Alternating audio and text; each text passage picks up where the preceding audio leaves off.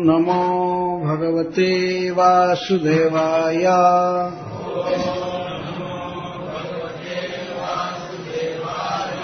इत्यच्युतेनाभिहितं व्रजाबला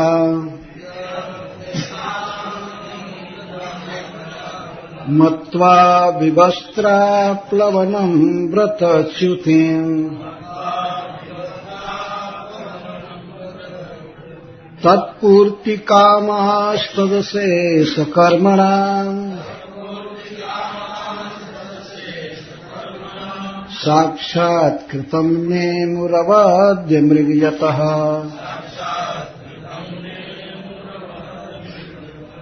तास्तथा वनता दृष्ट्वा भगवान् देवकीसुतः वांसांसि ताभ्य प्रायच्छत् करुणास्तेन तोषितः। दृढं प्रलब्धास्त्रपया च हापितः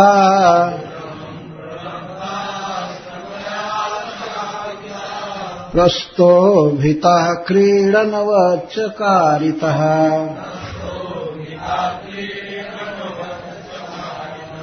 वस्त्राणि चैवापहृतान्यथाप्यमुम् तानाभ्यसूयन् प्रियसङ्गनिर्वृतः।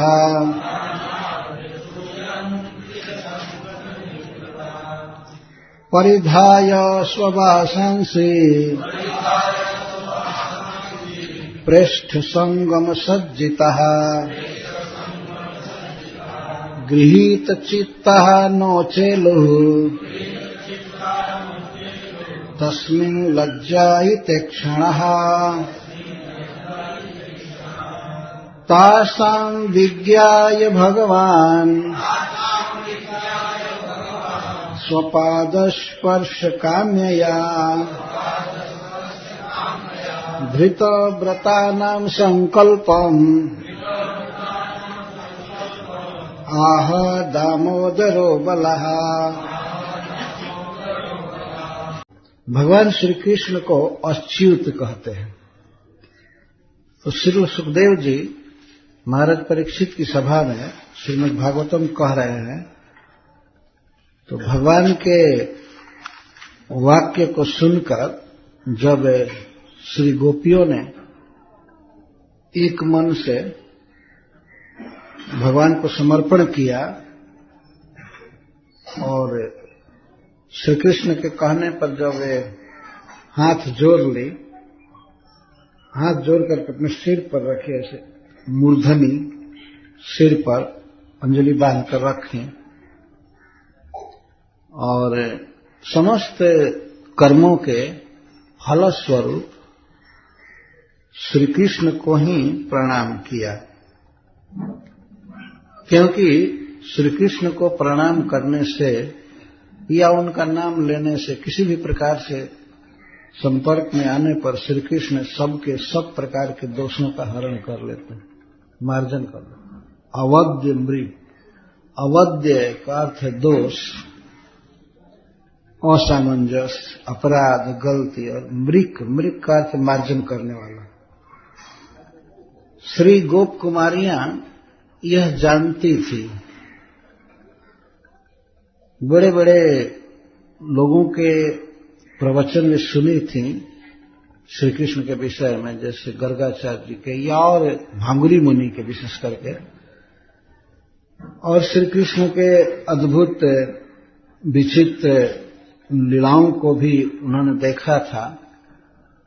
तो श्री कृष्ण के प्रति उनका भाव यह था कि ये साक्षात ईश्वर हैं, ये साक्षात भगवान हैं। ऐसा नहीं था कि श्री कृष्ण की महिमा से वे अनभिज्ञ थी। गोपी गीत में या अन्य गीतों के अवसर पर जब श्री कृष्ण के विषय में बोली हैं, तो इससे स्पष्ट प्रतीत होता है कि भगवान श्री कृष्ण का ज्ञान उनको था। न खलु गोपिका नंदनो भवान अखिल देहि नाम अंतरात्म विखन सारथी तो विश्वगुप्त सख उदेयवान सात्वताम कुले। गोपियों ने कहा है, आपस में भगवान कृष्ण से कहती हैं कि आप केवल यशोदा नंदन ही नहीं हैं, आप समस्त प्राणियों के अंतरात्मा हैं, साक्षी हैं, अंतर्यामी हैं।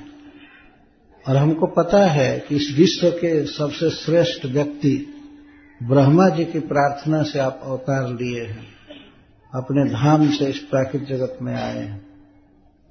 विखन सार्थ तो विश्वगुप्त है, विश्वगुप्त विश्व की रक्षा के लिए, पालन के लिए आप अवतार लिए हैं। इस प्रकार के अनेक वाक्य हैं जिनके द्वारा यह सूचित होता है कि श्री गोपियों को भगवान की महिमा का पूर्ण ज्ञान था।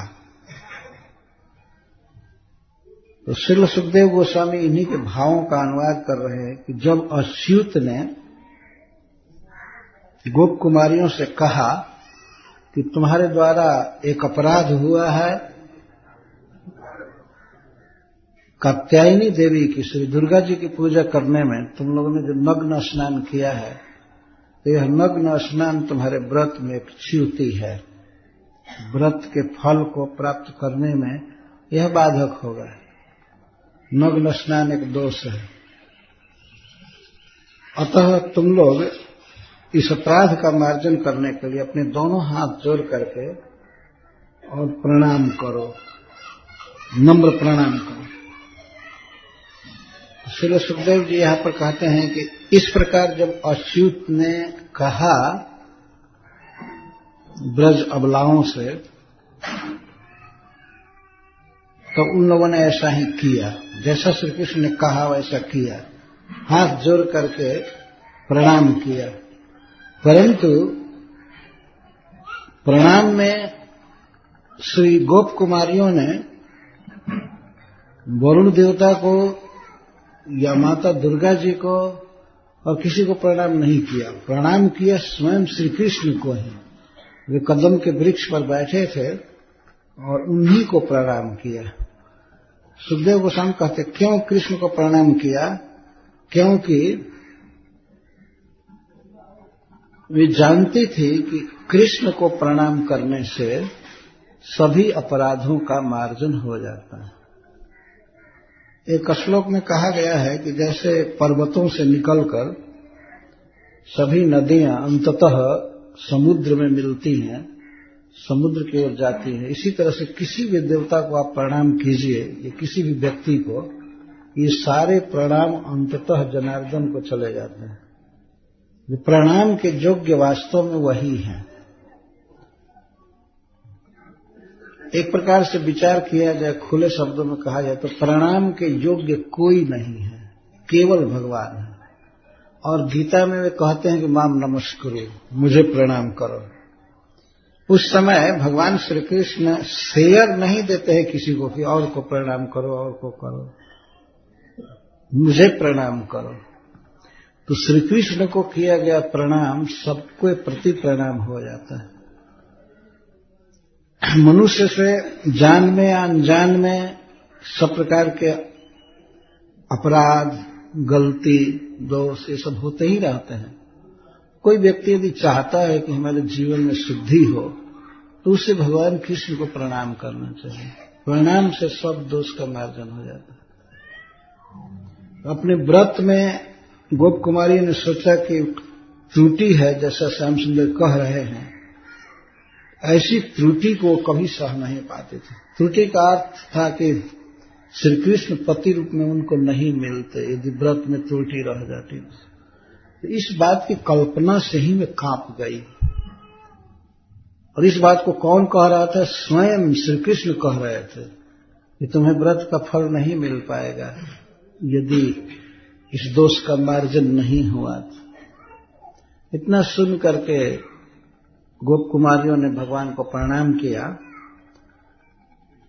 तो श्री कृष्ण का एक नाम है अच्युत। अच्युत, यहां पर अच्युत का अर्थ है कि जिनका बोला हुआ वाक्य सदर्थ से कभी च्युत नहीं हो सकता है। जो कहते हैं बिल्कुल सत्य है। जैसे भगवान ने गीता का उपदेश किया है, इसलिए उसे भगवत गीता कहते हैं। भगवान के द्वारा गाया हुआ गीत, दिया हुआ ज्ञान। तो यह भगवत गीता परम प्रमाण है। जो भगवान ने कहा है सभी देश काल में बिल्कुल सत्य है, सभी मानते हैं। संसार के जितने भी बड़े बड़े लोग हुए हैं आज तक हैं, वे सब भगवत गीता को मानते हैं। एक बार श्रील प्रभुपाद हमारे गुरु महाराज प्रवचन कर रहे थे एक जगह, हैदराबाद की बात है, प्रवचन कर रहे थे। प्रवचन करते समय अपने बातों का अनुमोदन करने के लिए, सपोर्ट करने के लिए वे गीता के श्लोक बोल रहे थे। तो एक व्यक्ति कथा के बाद, प्रवचन के बाद खड़ा होकर के पूछा, आप बार बार गीता से क्या उदाहरण दे रहे हैं? इंग्लिश में पूछ रहा था, प्रभुपाद जी इंग्लिश में ही प्रवचन किए, आप गीता से क्यों इतना उदाहरण देते हैं? तो श्रील प्रभुपाद ने कहा, तो तुम्हारा क्या विचार है, किससे उदाहरण दें? न्यूज़पेपर से? ऐसे में कहा है, न्यूज़पेपर से उदाहरण दूं?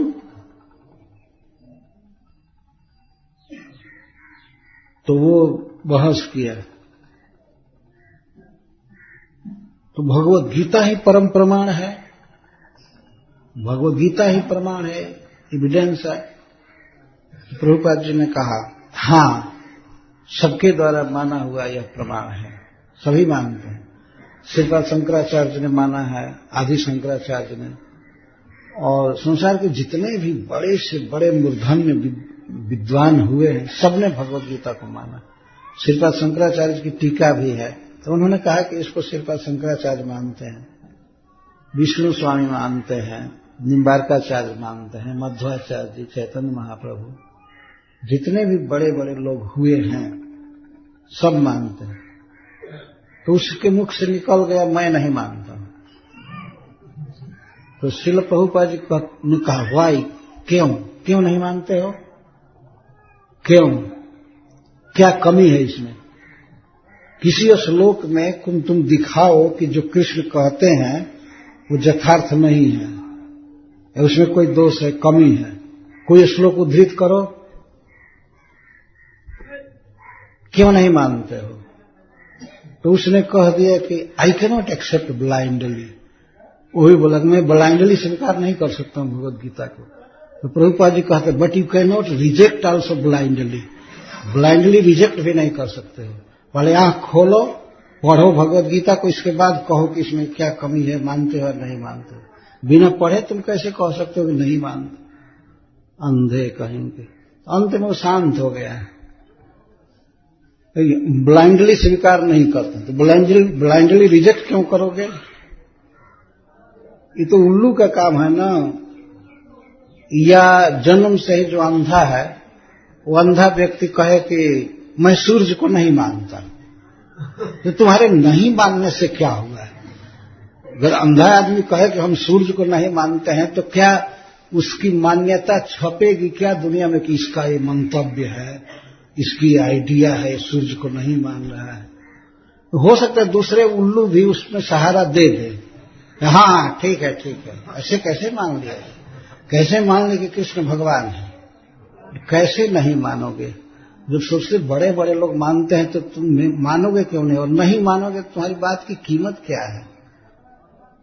सारे उल्लू एक दिन कॉन्फ्रेंस करने लगे, उल्लू मिल करके, और मान लीजिए रिजोल्यूशन पास कर दें, हम सूर्य को नहीं मानते हैं, और जो लोग सूर्य के भक्त हैं, सूरज को जल देते हैं, उनकी हंसी उड़ाए, देखो क्या पाखंड है, सूरज है ही नहीं है, लोग सूरज को जल देते हैं। मान लीजिए कोई कहे, तो उल्लुओं की मान्यता का कोई मतलब नहीं है।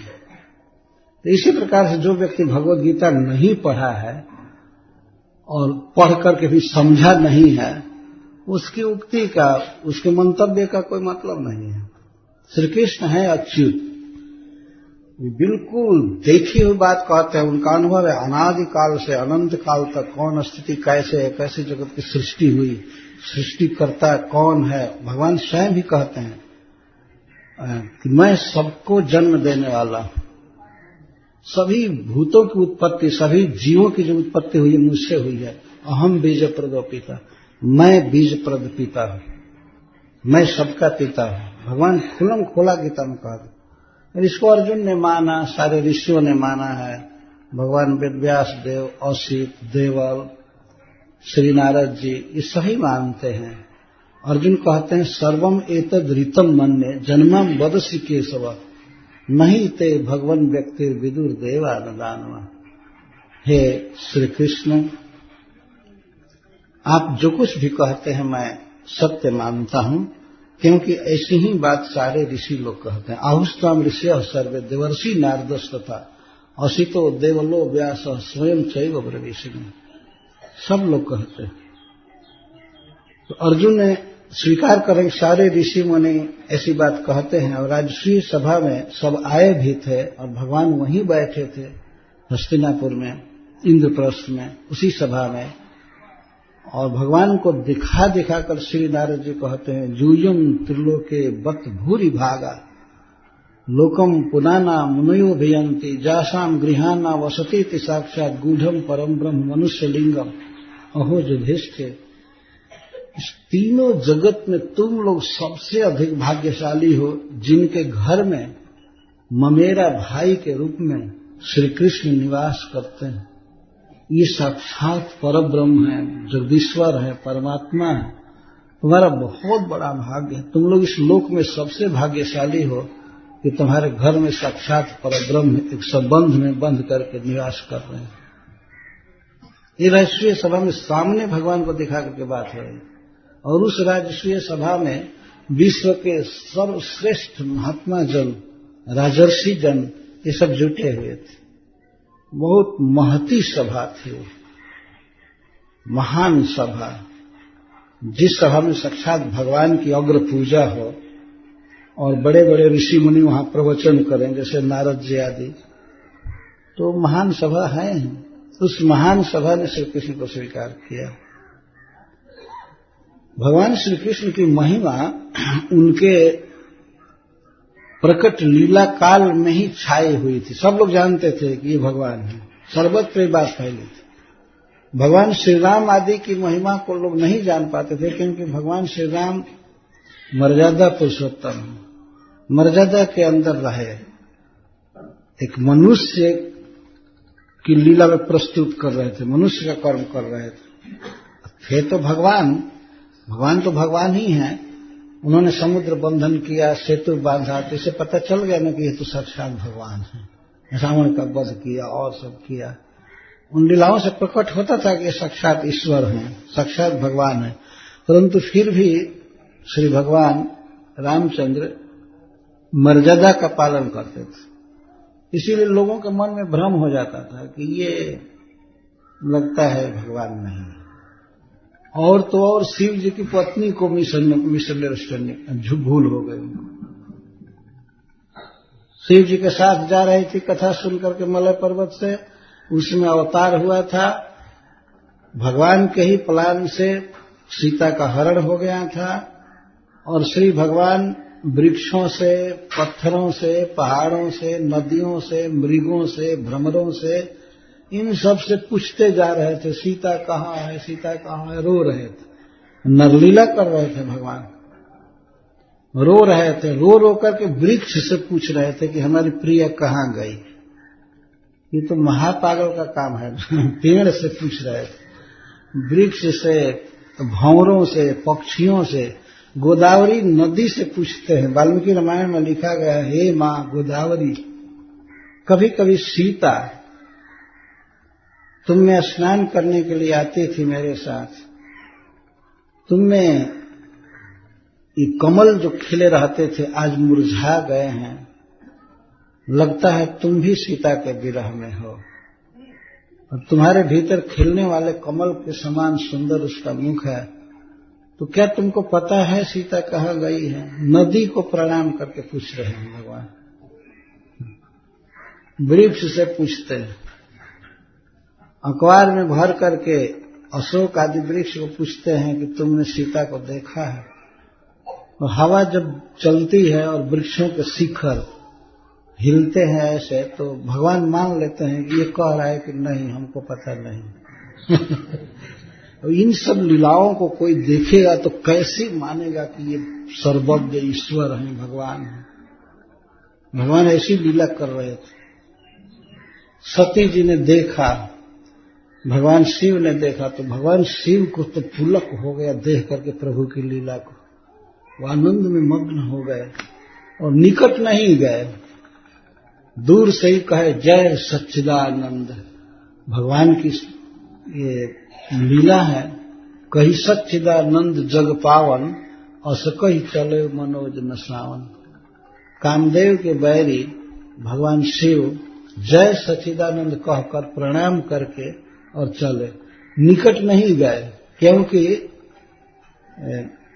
रावण मरण मनुज कर बाचा, प्रभु विधि वचन कीन्ह चाह साचा। भगवान शिव ने सोचा कि रावण ऐसा वर मांगा है ब्रह्मा जी से कि मेरी मृत्यु मनुष्य के हाथ से हो, तो प्रभु विधि वचन कीन्ह चाह साचा। भगवान श्री राम ब्रह्मा जी के वचन को सत्य करना चाहते थे, इसलिए अपने को मनुष्य के रूप में ही दिखा रहे थे। है साक्षात ईश्वर, लेकिन लीला ऐसी कर रहे थे कि दुनिया ये समझे, रावण ये समझे कि ये मनुष्य है। और वास्तव में उसने सीता जी का हरण किया था टेस्ट के लिए, ये टेस्ट करे कि ये केवल एक क्षत्रिय है, राजा का लड़का है या भगवान है। यदि ये जान जाएगा, अगर ये भगवान होगा तो सीता के विरह में उसकी खोज नहीं करेगा, जान जाएगा कि हमने हरण किया। और यदि यह सचमुच के राजपूत ही होगा, क्षत्रिय होगा, तो इसके साथ मैं युद्ध करूंगा और इसकी स्त्री को ऐसे ही हर कर ले जाऊंगा और जैसे भी हो इसके साथ युद्ध करूंगा। तो टेस्ट करना चाहा मूर्ख रावण। तो भगवान तो पहले से प्लान कर लिए कि तुम पावक मह करहु निवासा, जब लोग करो निशाचर नाश। कि प्रिय सीते, तुम अग्नि में निवास करो जब तक मैं राक्षसों को दुनिया से साफ नहीं कर देता। उनको राक्षसों का वध करना था, एक बहाना करके कि सीता का हरण किया इन लोगों ने। भगवान जो चाहते थे वही हुआ। रावण ये समझा कि ये मनुष्य है, सीता का हरण करके ले गया और सीता के विरह में भगवान रोए। जो भी हुआ, भगवान अपने को स्वयं ही चाहते थे कि लोग हमको मनुष्य समझें, विशेष करके रावण इस बात को सत्य करना चाहते थे भगवान। तो भगवान की इच्छा के विपरीत शिव जी कैसे कर सकते थे? जब भगवान चाहते हैं कि हमको कोई भगवान न समझे, हमको मनुष्य के रूप में प्रचार हो कि मनुष्य है, तो भगवान शिव नहीं गए निकट। क्योंकि शिव जी अगर चले गए होते भगवान राम के पास, तो उसी दिन दुनिया के सारे न्यूज़पेपर और टीवी में दिखाया जाता कि ये भगवान है, क्योंकि शिव जी दर्शन करने गए थे, है ना। बात फैल जाती उसी दिन कि शिव जी जो विश्वनाथ हैं, विश्व के ईश्वर हैं, वे जब दर्शन करने गए हैं तो ये मनुष्य कैसे हो सकता है? क्या शिव जी किसी मनुष्य का दर्शन करने जाएंगे? निश्चित भगवान विष्णु हैं, परब्रह्म हैं। ये सोच करके भगवान शिव निकट नहीं गए, चले जा रहे थे। भगवान की इस दिव्य लीला और छवि को देख करके उनको पुलक हो रहा था, वाणी गदगद हो रही थी। जब राम राम बोल रहे थे तो गला गदगद हो रहा था। चले जात शिव सती समेता, पुण्य पुण्य पुलकित कृपा निकेता। कृपा के समुद्र श्री शिव जी पुलकित हो रहे थे और सती जी बार बार शिव जी की इस दुर्दशा को देख रही थी। उसके अपने समझ से शिव जी पागल हो गए, क्या हो गया, माथा खराब हो गया कि आज राजकुमार को नमस्कार कर रहे हैं, जो अपनी पत्नी के विरह में ऐसे व्याकुल पूछ रहा है, घूम रहा है। उसको प्रणाम करना। शिव जी के दिमाग में क्या हो गया?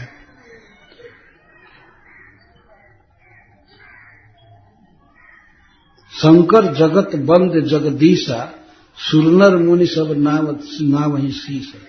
मन ही मन सोच रही है, कहना ही रही है। शंकर जी जगत बंद हैं, जगत के ईश्वर हैं। तेहि नृप सुत ही किन्ह प्रणाम, कहि सच्चिदानंद प्रधाम। वैसे उस लड़के को परम धाम और सच्चिदानंद घन कह करके और प्रणाम कर रहे हैं। हाय भगवान, हमारे भाग्य में क्या है? हमारे पति का इतना दिमाग खराब कैसे है?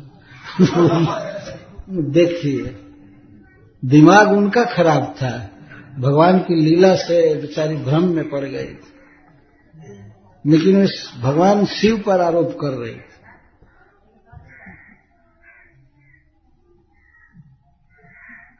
किसी के चेहरे से पता चल जाता है कि उसके मन में क्या द्वंद्व चल रहा है। भगवान शिव तो राम राम उच्चारण कर रहे थे, भगवान की लीला को देखकर आनंद में थे, पुलकित थे, आंखों में आंसू था, आनंद के आंसू थे। तो सती जी के चेहरे पर भगवान ने देखा तो समझ गए कि ये तो बिल्कुल शंका में है।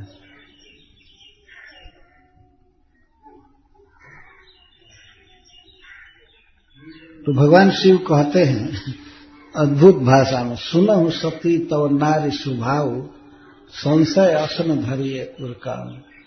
तो भगवान ने कहा, सती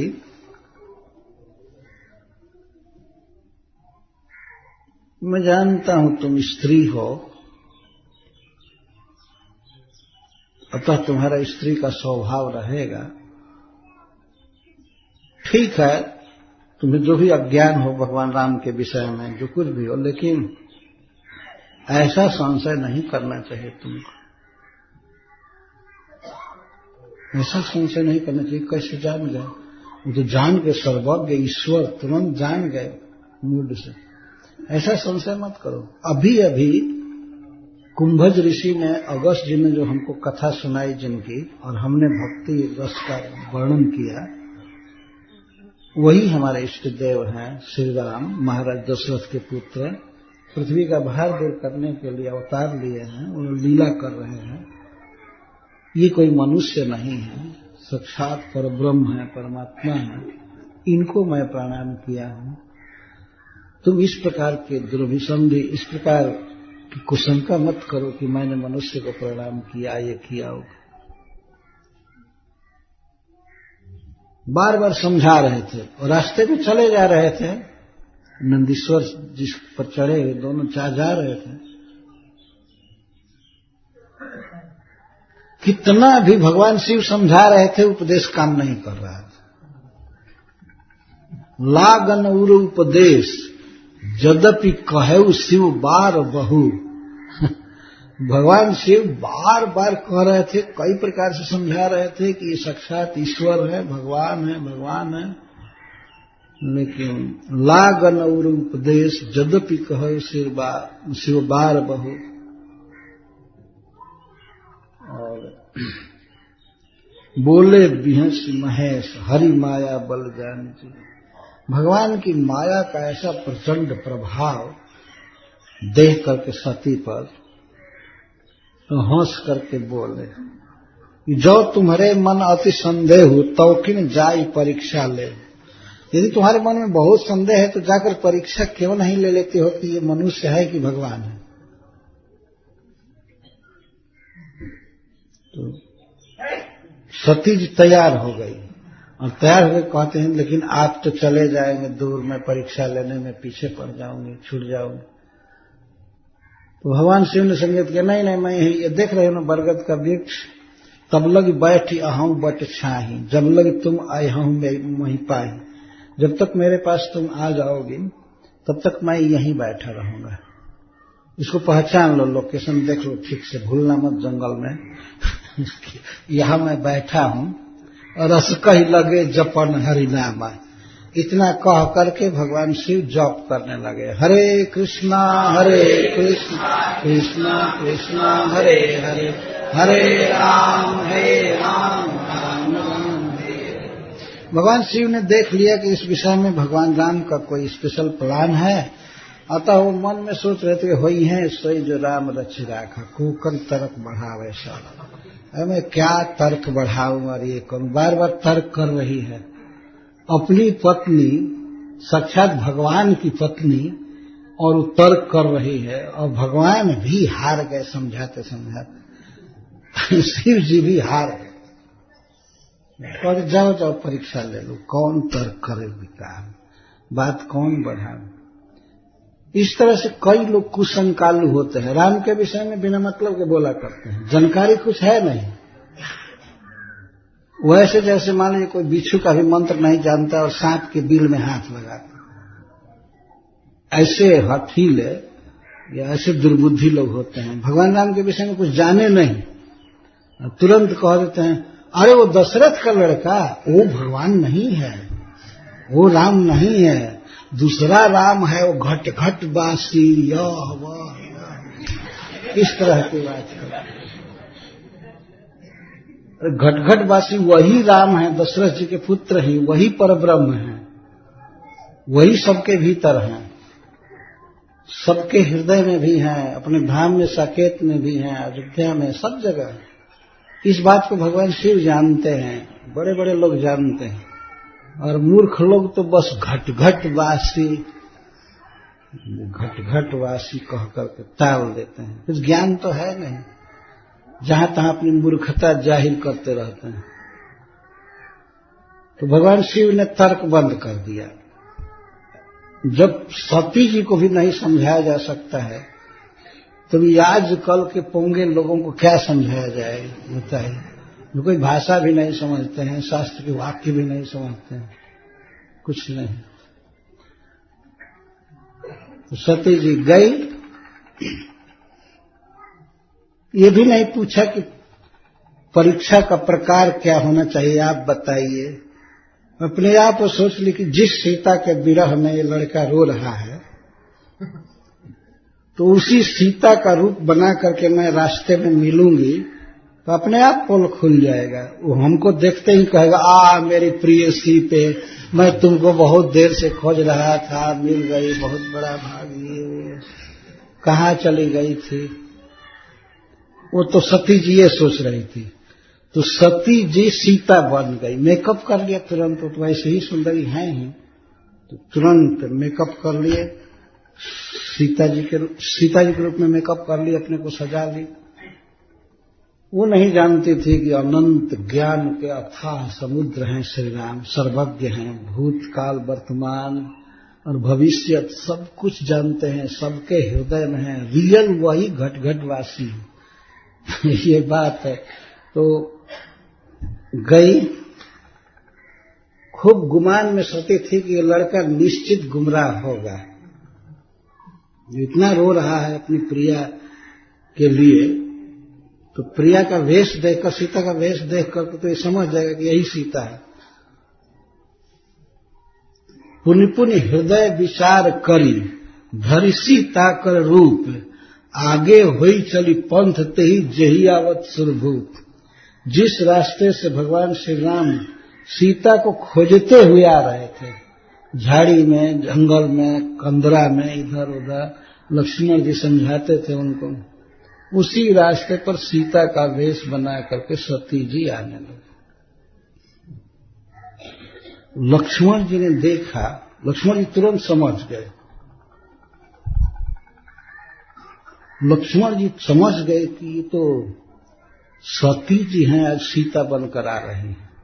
ये तो माता जगदम्बा कात्यायनी है, दुर्गा जी हैं, जो कि ये शिव जी की पत्नी है, सीता बन करके आ रहे हैं। लेकिन कहे न सकत कछुअति गंभीरा, प्रभु प्रभाव जानत मति धीरा। लक्ष्मण जी भगवान का प्रभाव जानते थे, उन्होंने सोचा इनको जो करना होगा करेंगे, हम क्यों बोले। वो कहे भी नहीं कि ये सीता है, ये सती है। ये तो कोई आदमी चकित होकर कहता ना कि अरे ये पार्वती जी सीता बनकर क्यों आ रही है। लक्ष्मण जी कुछ नहीं बोले। भगवान का प्रभाव जानते थे, ये जो करेंगे उचित करेंगे, हम क्यों इनको कहें, सिखाएं। और भगवान श्री राम आगे थे ही, आगे होकर के भगवान श्री राम ने प्रणाम किया। हे जगदम्बे, हे जगत जननी, आपको नमस्कार है। मैं महाराज दशरथ का पुत्र हूं, मैं अयोध्या से आया हूं, आपके चरणों में प्रणाम कर रहा हूं। पितु समेत तल्लीन निज नाम, प्रणाम किया और पिता का नाम लिया।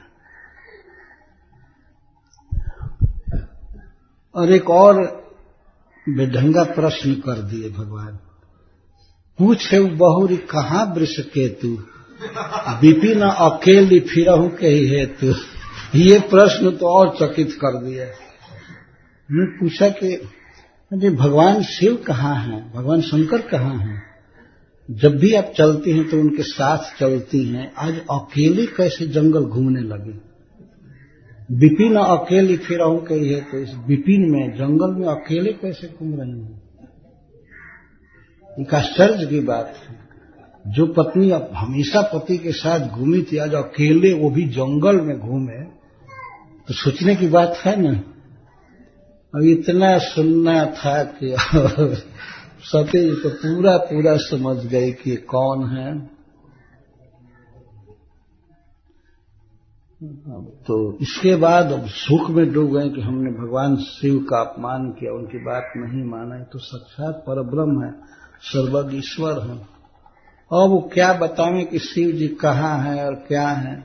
कहा होगा कि प्रभु जी वहीं बैठे हैं बरगद के नीचे, कहा होगा जो भी है। और वो महामंत्र का जप कर रहे हैं। कह तो दिया या अवाक हो गई। भगवान श्री राम ऐसे फिर चल दी तो तुरंत ही वो देखती है कि सीता जी का हरण हुआ ही नहीं है। सती जी देखते हैं कि भगवान राम, लक्ष्मण जी और सीता बीच में तीनों जा रहे हैं। जिधर देखती है उधर सीता, जिधर देखती है उधर सीता। सीता का हरण हुआ ही नहीं है। इस प्रकार से देखने लगी। अंत में आंख बंद करके बैठ गई रास्ते में। चक्कर आने लगा। चक्कर वो तो दूसरे प्रकार का चक्कर। बैठ गई। इसके बाद आंख खोली तो कोई नहीं था। वही भगवान रोते हुए सीता की खोज करते जा रहे थे। पहले तो उसने देखा कि सारे देवता राम की सेवा कर रहे हैं और कई दुर्गा सती आदि भी सीता की सेवा कर रहे हैं, जय जयकार कर रहे हैं। सब कुछ देखा, उनका ऐश्वर्य, उनका ईश्वर रूप। अंत में अब चली अपने पति के पास। पूरे रास्ते प्लान करती जा रही कि क्या कहूंगी, पूछेंगे कि क्या परीक्षा लिया तो क्या कहूंगी। तो भगवान शिव भी तो बड़े विनोदी हैं। गई समीप महेश तब हंसी पूछी कुशला। भगवान शिव हंस करके पूछे, लीन परीक्षा कवन विधि, कहूं सत्य सब बात। भगवान बोले कि अच्छा, हंस करके बोले कि अच्छा परीक्षा की विधि क्या थी तुम्हारी, किस विधि से परीक्षा लिया। और दो शर्त लगा दिया कि पूरी बात बताओ और सत्य बताओ, कुछ छोड़ना निकालना मत, जोड़ना मत। सही सही बात बताओ कि किस तरह से परीक्षा लिया, कहूं सत्य सब बात। तो सती जी क्या कहती हैं, कछु न परीक्षा लीन गोसाई, किन प्रणाम तुम्हारे ही नाई। तुम जो कहा सो मेरे सामने हुई, कोई परीक्षा नहीं ली। असल में ऐसा हुआ ना, मैंने सोचा एक तो आप उपदेश कर रहे हैं, पति हैं, आप ईश्वर हैं। रास्ते में जा रही थी तो मेरा मन बदल गया। देखिए झूठ बोल रही, मेरा मन बदल गया। मैंने सोचा कि जब आप कह रहे हैं तो ईश्वर हैं ही, अतः मैं जा करके राम को प्रणाम किए। किन प्रणाम तुम्हारे ही नहीं, जैसे आप प्रणाम करते हैं ना या किए थे ना, वैसे मैं भी जाकर के प्रणाम किया। और ये भी कहते कि आप जो कह रहे हैं वो मिथ्या नहीं है, सत्य है, एकदम वो भगवान है, परब्रह्म है। कोई परीक्षा नहीं ली। परीक्षा क्यों लूंगी? अरे उस समय तर्क कर रही थी लेकिन परीक्षा नहीं ली। आप जैसे प्रणाम किए थे ना वैसे ही की। आखिर में आपकी पत्नी हो ना, तो क्यों परीक्षा ली? बाप रे, देखिए झूठ बोलने में स्त्रियों का नंबर आगे रहा। हाँ, कोई परीक्षा नहीं ली। आप जो कहे बिल्कुल सत्य है, मैं आप जैसा प्रणाम जबकि राम किए थे, लेकिन कहती है कि मैं जाकर प्रणाम की। रास्ते में जा रही थी ना, तो उसी समय हमारा चित्त बदल गया था। तुम जो कहा समृषा न होई, आप शिव सर्वज्ञ जान सब कोई। सभी लोग कहते हैं कि शिव जी सर्वज्ञ हैं, अतः आप जो कुछ कहते हैं वो झूठा हो ही नहीं सकता। भगवान शिव पूर्व के तार्किक स्वभाव को देखे थे, समझाए थे, तो उन्हें उसका नहीं, परीक्षा तो इसलिए जरूर लिया होगा। तब शंकर देखे धरि ध्यान सती जो किन्न चरित सब जाए। तब भगवान शिव ध्यान करने लगे। ध्यान पर अपने जोग बल से उन्होंने सारा देख लिया कि ये क्या क्या ड्रामा करके आई है, पूरा देख लिया। सती किन्न सीता कर वेशा, सती ने सीता का वेश बनाया भगवान के सामने। ये बात सोच करके शिव जी का हृदय दुखी हो गया। उसी समय उन्होंने बोलना छोड़ दिया। जा रहे थे साथ में, लेकिन अब कटअप कर लिए कोई बोल। और फिर भगवान राम की माया को नमस्कार किया, जिस माया ने प्रेरित करके सती से भी झूठ बोलवा दिया। माया झूठ बोलो। बहुरी राम माया ही शिव नावा, सती ही प्रेरी जही झूठ कहावा। भगवान की माया को प्रणाम करो, वो अद्भुत शक्ति। और जो महा ईश्वर की पत्नी होकर के और झूठ बोल रही है, तो ये भगवान की माया का प्रभाव था इस तरह से। तो इस प्रकार मैं तो अच्युत शब्द पर बोल रहा था, तो ये सब कथा कहने लगा। मैं ये कह रहा था कि जब भगवान श्री राम की लीला पर सती जैसी स्त्री को मोह हो सकता है, फिर आजकल के अज्ञ लोगों को भगवान राम के विषय में पूरा भ्रम हो, इसमें क्या कहना है? इसमें कौन सी बड़ी बात? आजकल तो कोई स्टैंडर्ड नहीं है, न कथा होती है, न शास्त्र लोग पढ़ते हैं, न साधुओं का संग मिलता है, तो भगवान को क्या समझेंगे? रात दिन कथा में रहने वाली सती जब इतना भ्रम में पड़ गई, कथा सुनती थी, ये कहती थी, फिर भी। परंतु श्री कृष्ण के विषय में, भगवान के विषय में जब वे प्रकट थे इस पृथ्वी पर, तो सारी दुनिया जानती थी कि ये साक्षात भगवान है, क्योंकि ये लीला पुरुषोत्तम है, मर्यादा पुरुषोत्तम नहीं है। भगवान कैसा होना चाहिए, भगवान की क्या क्या लीला है, स्वरूप है, इसको श्री कृष्ण प्रकट कर देते थे। कई लोग इनसे चैलेंज किए, जैसे दुर्योधन इनको बांधना चाहता था, संधिदूत बन करके गए थे। बांधने चला तो भगवान श्री कृष्ण ने अपना विश्व रूप प्रकट किया और कहने लगे, ठीक है, आओ आओ बांधो। कहाँ शुरुआत है और कहाँ अंत है, इसको देखोगे तब न बांधोगे। पद के नीचे पाताल देख, मुट्ठी में तीनों काल देख, मेरा स्वरूप विकराल देख, गत और अनागत काल देख। ये रश्मि रथी में दिनकर जी ने लिखा है। भगवान कहते हैं, देखो मेरे पैर में सारा पताल है, मुट्ठी में तीनों काल है, गत और अनागत, आने वाला काल और बीता हुआ सारा विश्व हमारे भीतर है। वो लोग सब देखे और बेहोश होकर के गिर गए। क्या वो बांधेंगे भगवान? तो क्या इससे प्रचार दुनिया में नहीं होता था कि अरे श्री कृष्ण साक्षात भगवान? महाभारत का कुरुक्षेत्र का युद्ध इसीलिए हो गया कि श्री कृष्ण हथियार नहीं लेने की प्रतिज्ञा किए थे।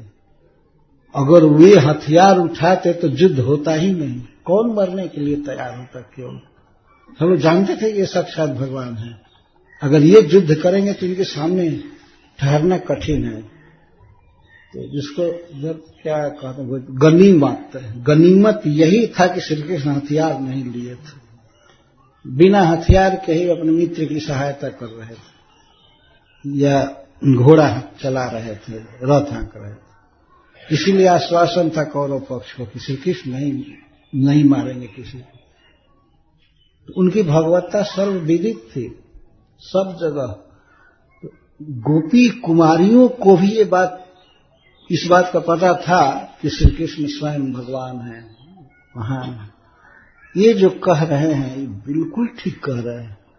नग्न स्नान करके हम लोगों ने व्रत में कमी उत्पन्न किया है, अतः ये प्रभु हम लोगों को नहीं मिलेंगे, ऐसा मान करके उन लोगों ने श्री कृष्ण को ही प्रणाम किया। भगवान ने कहा कि देवता का अपराध हुआ है, जिस देवता का अपराध हुआ है उसको प्रणाम करना चाहिए ना, लेकिन गोप कुमारियां किसी को प्रणाम नहीं, श्री कृष्ण को ही प्रणाम की। और उनके उस प्रणाम से भगवान प्रसन्न थे। तेन तोषित, अगले श्लोक में कहा गया है, तेन प्रणामेन तोषित।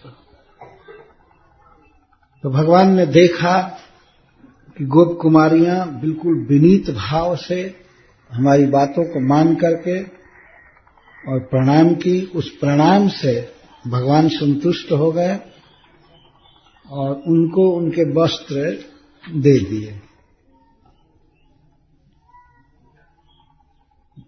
अपने अपने वस्त्रों को पहनकर गोप कुमारियां वहीं खड़ी की खड़ी रह गई और वे, उनका चित्त पहले ही कहा जा चुका है कि घर में नहीं था, लोक में नहीं था। वो श्री कृष्ण के अतिरिक्त कुछ जानती नहीं थी, किसी को मानती नहीं थी, तो वहीं खड़ी रह गई कि जिस व्रत की पूर्ति के लिए वे प्रणाम की थी कृष्ण को, वो श्री कृष्ण सामने हैं। उनको पति रूप में चाहती थी, माता दुर्गा जी से विनय की थी, बार बार 1 महीने तक जप की थी, और वही प्रभु सामने हैं। तो अब तो पति के रूप में मिल ही गए हैं। और उनके महाप्रभाव के जानती थी कि श्री कृष्ण एक क्या, ये अनंत स्त्रियों के स्वामी हैं, हो सकते हैं, क्योंकि भगवान हैं। सारा ऐश्वर्य, सारा धन आदि सब इनके पास है, तो सबको रखना, सबको मेंटेन करना इनके लिए बिल्कुल आसान है। इस बात को जानती थी, तो वहां से वे अब सुसज्जित होकर के पत्नी के भाव से ही अपने प्रियतम श्याम सुंदर के साथ ही रहना चाहती थी, वो जाना नहीं चाहती थी लोक में। तो श्रील सुखदेव गोस्वामी यहां पर भगवान श्री कृष्ण के प्रति भाव के कारण कुछ असूया जैसा प्रकाशित करते हुए गोपी जनों के महान भाव का वर्णन कर रहे हैं। किसी भी स्थिति में गोप कुमारियों ने भगवान श्याम सुंदर के प्रति दोष बुद्धि नहीं किया। इस बात को यहां कहते, क्या क्या श्री कृष्ण ने किया, फिर भी श्री कृष्ण के प्रति ये गलती किए, उनके प्रति दोष बुद्धि नहीं की, बल्कि गुण बुद्धि ही की। इसको एक श्लोक में सुखदेव जी कहते हैं, दृढ़ं प्रलब्धास्त्रपया चहापितः प्रस्तोभिता क्रीडनवच्चकारितः वस्त्राणि चैवापहृतान्यथाप्यमुं तानाभ्यसूयन् प्रियसंग निर्वृतः। प्रिय संग निर्वृतः, प्रियस्य तस्य संगेन संगत्या एव निर्वृतः, प्रियेण कृष्ण सह संकथन लक्षण संगेन।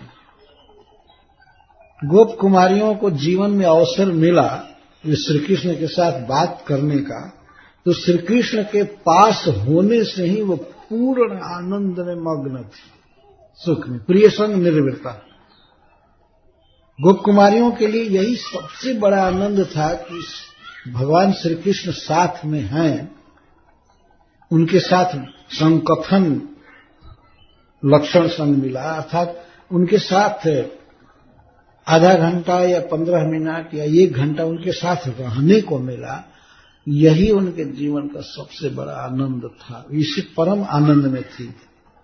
तो अपना सौभाग्य मानती थी कि ये आए जमुना जी के तट पर, हमारे वस्त्रों को इन्होंने लिया और हमारे साथ इन्होंने बात किया, इसी से वे बहुत सुखी थी, निर्वृत्त का अर्थ सुखी।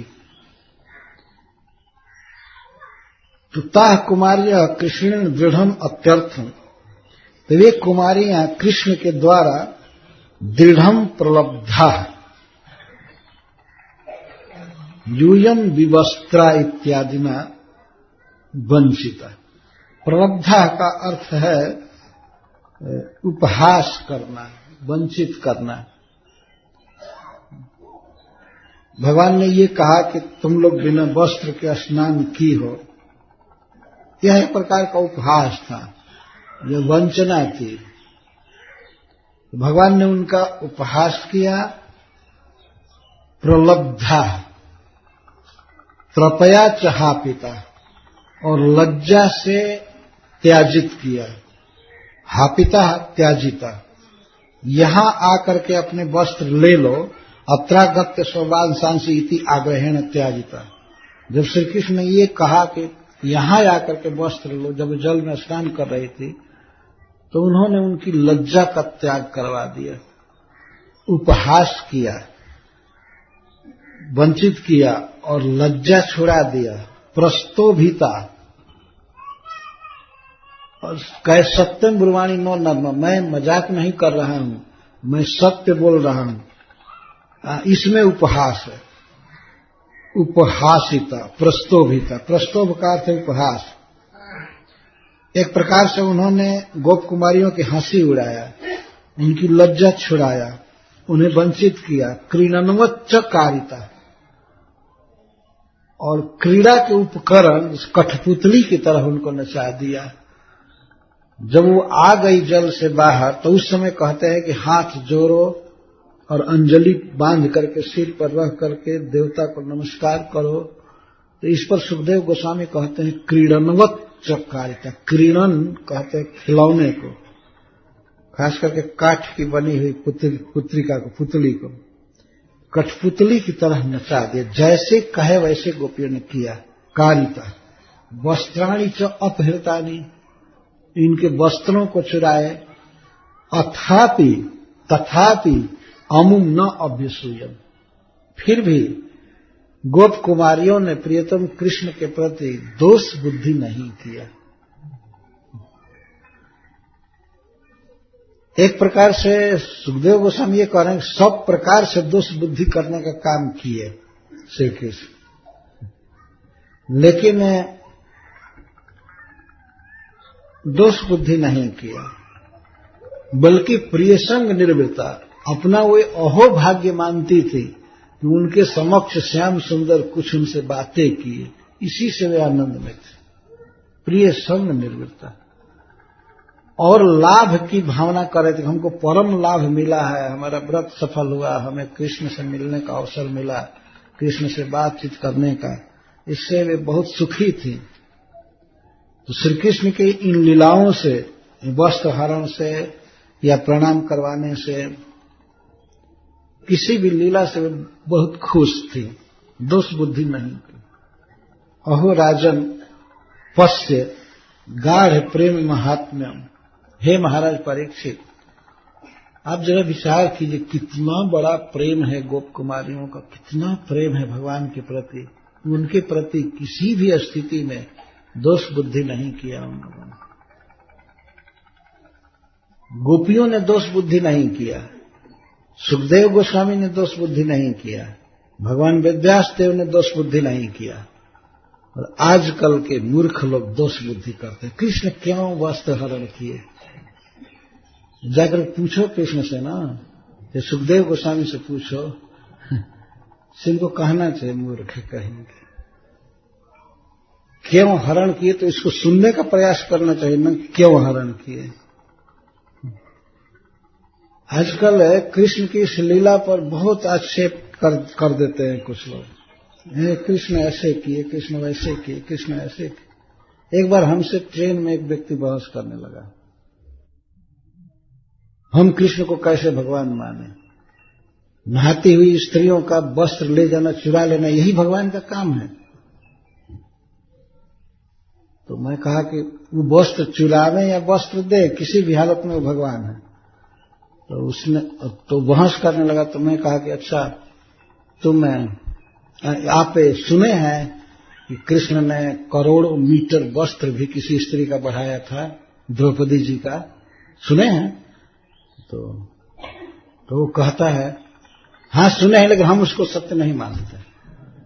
तो मैं कहा तो इसको भी सत्य मत मानो, तुम मानो ही मत। जब तुमको नहीं मानना है तो आधी बात को मानते हो, आधी बात को नहीं मानते हो, ये तो कोई उचित नहीं है। इसको कैसे तुम मानते हो कि गोप कुमारियों के वस्त्र को चुराया कृष्ण ने? ये लिखा है, तो वो भी तो लिखा है ना। कौरवों की सभा में द्रौपदी जी को नग्न करने का प्रयास किया जा रहा था और 10,000 हाथी का बल रखने वाला दुशासन साड़ी खींच रहा है। वो गाज फेंक करके गिर गया, लेकिन साड़ी का ओढ़ छोड़ नहीं मिला। तो वो भी श्री कृष्ण ने किया है ना। तो वही व्यक्ति जो करोड़ों मीटर वस्त्र बढ़ा दिया बिना कारखाना के किसी भी तरह, उसको क्या वस्त्र की जरूरत थी? वो चुराया है। ये विचार क्यों नहीं करते? वो कहा नहीं, मैं इसको नहीं मानता। तो मैंने कहा तो मैं तुमको नहीं मानता हूं, तुम चुपचाप बकवास बंद करो। नहीं मानते। तो श्रीपाद शंकराचार्य ने शारीरक भाष्य में, ब्रह्मसूत्र के भाष्य में उन्होंने एक न्याय लिखा है, अर्ध कुकुट न्याय। कुकुट मुर्गी को कहते हैं, अर्ध मुर्गी न्याय इसको कहेंगे। एक व्यक्ति के पास एक मुर्गी थी, शंकराचार्य जी लिखते हैं, तो वो मुर्गी अंडा देती थी। तो अंडा बेचता था, कभी कभी पाता खाता भी था। एक दिन उसके मन में ये बात आई कि मुर्गी का पिछला हिस्सा जहां से अंडा देती है ये बहुत उपादेय है, उपादेय लाभकारी है, लेकिन अगला जो हिस्सा है गला मुंह, ये बड़ा खर्चीला है, इसको खिलाना पड़ता है, मुर्गी को खिलाना पड़ता है। इसलिए एक काम करना चाहिए कि इसका अगला हिस्सा काट देना चाहिए, पिछला रहने देना चाहिए, जिससे अंडा मिलता रहेगा। तो मूर्खता बस चाकू से मुर्गी का गला रेत दिया। तो जिस दिन गला कटा उसी दिन वो अंडा आना ही बंद हो गया। तो श्रीपाद शंकराचार्य जी कहते हैं कि इस तरह से शास्त्रों के एक अंश को कोई मानता है और दूसरे को नहीं मानता है, तो वह अर्ध कुकुट न्याय से, अर्ध मुर्गी न्याय से वो अर्थ की प्राप्ति नहीं कर सकता है। यद्यपि अर्थ अंडा नहीं है, लेकिन फिर भी अगर मुर्गी का अगला हिस्सा काट दिया जाए तो अंडा कैसे मिलेगा? जिस ग्रंथ में लिखा गया है कि श्री कृष्ण ने गोपियों के चीर चुराया, उसी ग्रंथ में लिखा गया है कि उन्होंने द्रौपदी का चीर बढ़ाया। तो दोनों को मानना पड़ेगा ना, नहीं तो अर्ध कुकुट जैसा ऐसा मिथ्या ज्ञान ये उचित नहीं है। जिस ग्रंथ में भगवान को साक्षात भगवान के रूप में कहा गया है और उसी ग्रंथ में उनकी नर लीला का वर्णन, तो दोनों की संगति है ना। भगवान नर लीला कर रहे हैं, भगवान मनुष्य नाट्य प्रस्तुत कर रहे हैं, ये मानना पड़ेगा। इस प्रकार श्री कृष्ण ने गोप कुमारियों के वस्त्र को चुराए और बहुत वंचित किए, बहुत वंचित का अर्थ है धोखे की बात करना, वंचिता, और इसके साथ साथ उनकी लज्जा छुड़ाए, उनका उपहास किए कि मैं सत्य बोल रहा हूं, मजाक नहीं कर रहा हूं, और यहां तक कि कठपुतली की तरह नचा दी। जब अपने हाथों को नीचे करके और आ रहे थे तो उन्होंने कहा नहीं, हाथ जोड़ करके अंजलि पर, मूर्धना पर, सिर पर रखो और देवता से क्षमा मांगो, तब तुम्हारे व्रत की कमी पूरी खत्म होगी। तो इसको कहते हैं क्रीड़नवच्चकारिता, कठपुतली की तरह नचा दिए। जो कहा श्री कृष्ण ने वही की गोप कुमारियों ने, लेकिन फिर भी कभी भी दोष बुद्धि नहीं की। न अभ्यसूयम, असूया नहीं हुई। असूया का अर्थ है दोष निकालना, किसी में दोष निकालना। अत्रि ऋषि की पत्नी का नाम था अनुसूया। किसी ने दोष नहीं कभी निकाली, किसी की निंदा नहीं की, अनुसूया। तो गोपियों ने श्री कृष्ण में कोई दोष नहीं देखा, बल्कि गुण देखा कि हमारा अहो भाग्य है कि प्रियतम हमारे पास आए, हमसे बात किए। अहो राजन पश्य गाढ़ प्रेम महात्म्यम। महाराज परीक्षित से सुखदेव गोस्वामी ये कथा कह रहे हैं कि महाराज जरा विचार कीजिए, कितना प्रेम है। इतना नचा दिए जाने के बाद भी श्री कृष्ण के प्रति दोष बुद्धि नहीं हुई। श्री कृष्ण से मोहनत्वम इति वदन। और ये जरा विचार कीजिए, कृष्ण में कितना आकर्षण है, कितनी मोहन शक्ति है। क्रीडनम क्रीडोपकरणम जंत्र पुत्रिकादि जतः प्रियस्य तस्य संगेन संगत्या एवं निर्वृत्ता यद्वा प्रिय संगेन निर्वृत्ताश्च बभूव।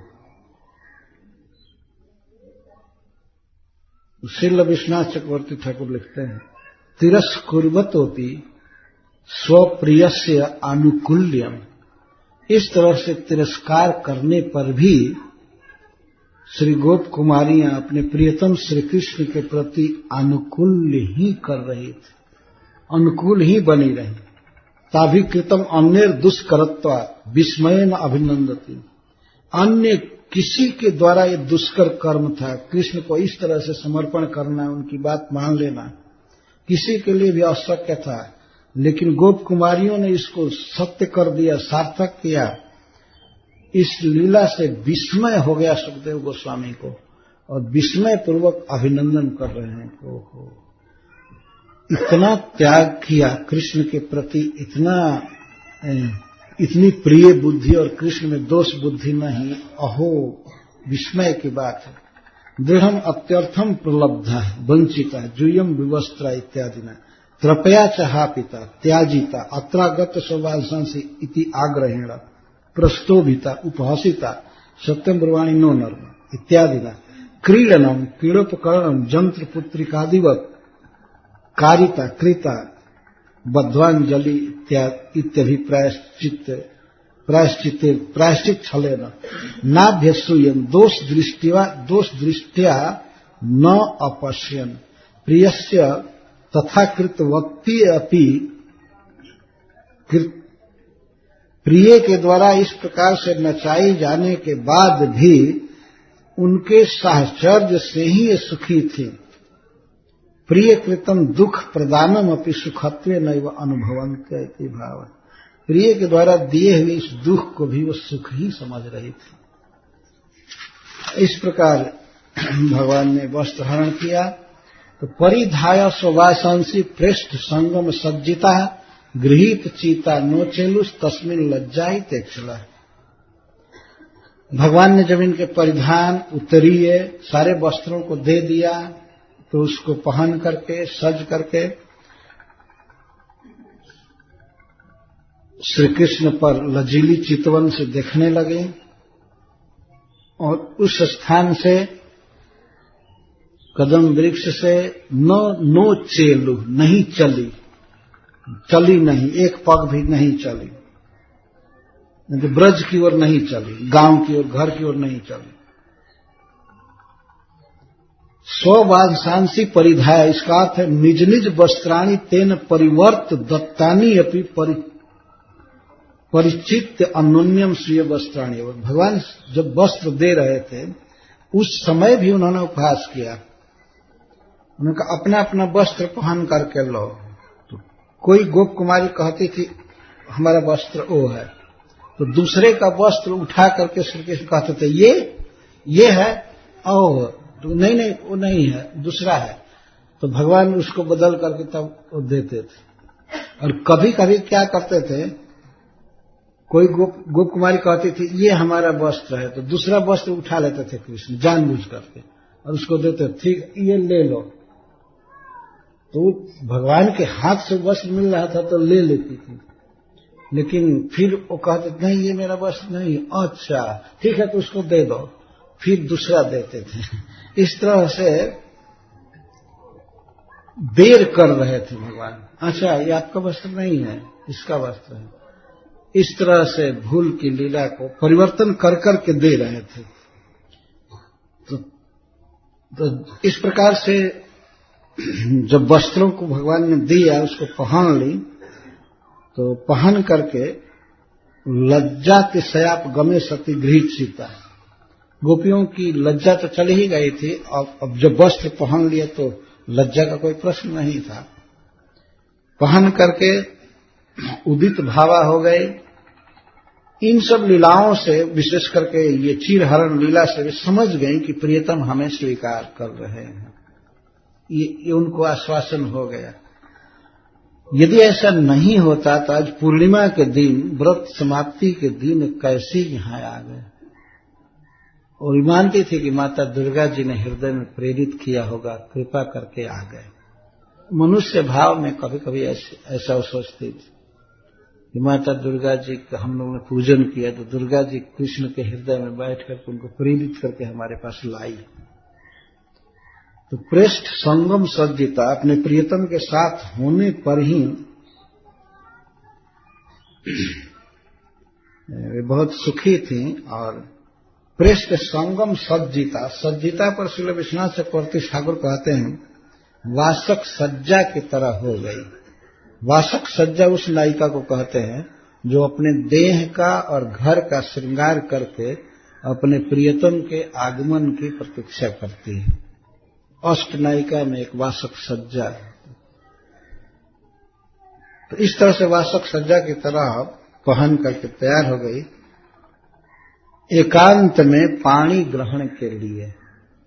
गोप कुमारियों का ये भाव था कि हमने व्रत किया है और अब वस्त्र हमें मिल ही गए, तो पानी ग्रहण के लिए अब वहीं पर रुक गई। जाने की तो कल्पना ही नहीं थी। हम लोगों के मन में बसा रहता है कि आश्रम है, यहाँ जाना है, ये घर है, काम धंधा है, ये है वो है। गोप कुमारियों के लिए सब कल्पना में भी नहीं था कि हमारा ये है, हमको वो देखना है, हमको ये देखना है। कृष्ण के अलावा उनका चित्त कहीं जाता ही नहीं था। इस तरह के वे अधिकार वाली थी। अतएव तस्मिन श्री कृष्ण लज्जा इतेक्षणा सल्लज्ज दृष्टि असत्य। श्री कृष्ण पर वो देख रही थी प्रेयसी भाव से और एक लजीली चितवन से। चितवन में दृष्टि में एक लज्जा थी, तो नो चेलु, उस स्थान से नहीं हटी।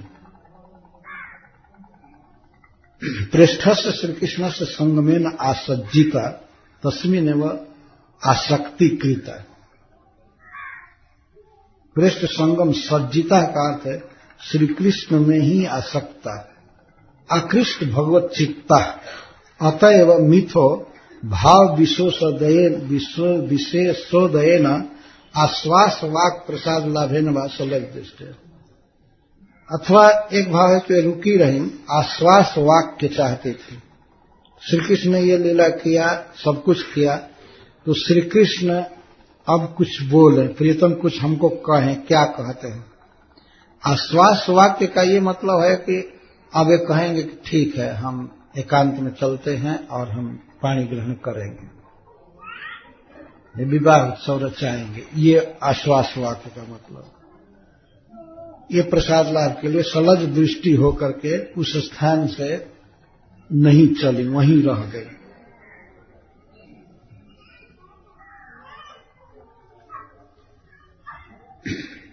पृष्ठस्य संगमेन सज्जिता तस्मिन एवं अत्यधिक मास से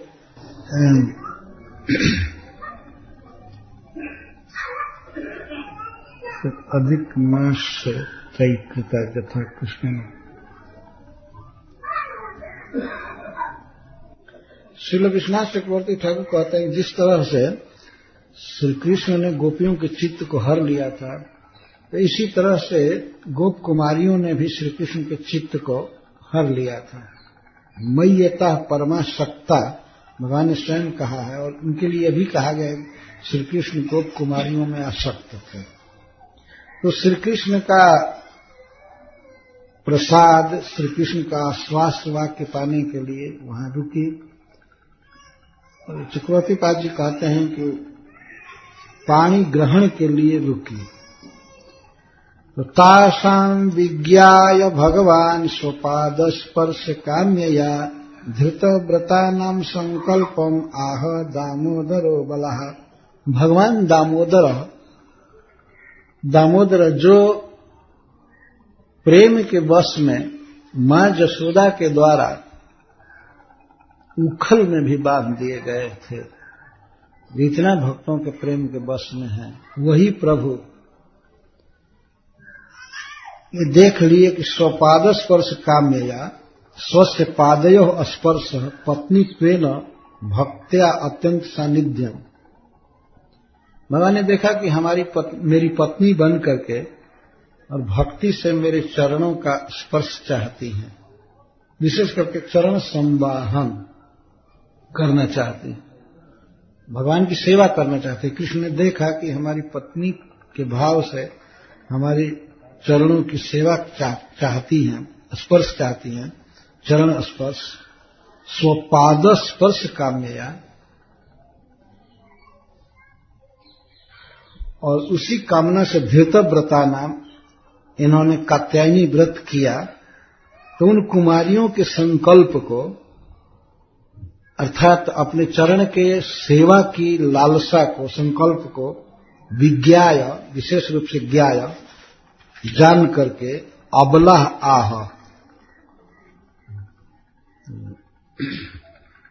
उन अबलाओं से भगवान बोले। फिर गोप कुमारियों को अबला क्यों कहा गया है? क्योंकि वे कन्या हैं और स्वातंत्रहीन हैं, वो स्वतंत्र नहीं है, अपने माता पिता के वश में हैं, समाज के वश में हैं, तो इसलिए उनको अबला सुखदेव गोस्वामी कहते। उन अबलाओं से, गोप कन्याओं से भगवान ने इस तरह कहा। उनके संकल्प को जानते थे। कभी भी गोप कुमारियों ने भगवान से डायरेक्ट कुछ कहा नहीं था कि आप हमारे पति बन जाइए, हम आपको अपना पति मानती हैं, और व्रत भी इसीलिए कर रही हैं। ऐसा गोप कुमारियों ने कभी भगवान से नहीं कहा था, लेकिन वे भगवान हैं, सर्वज्ञ हैं, भगवान दामोदर समझ गए उनके संकल्प को और प्रसन्न थे ही, तो उन्होंने इस प्रकार कहा।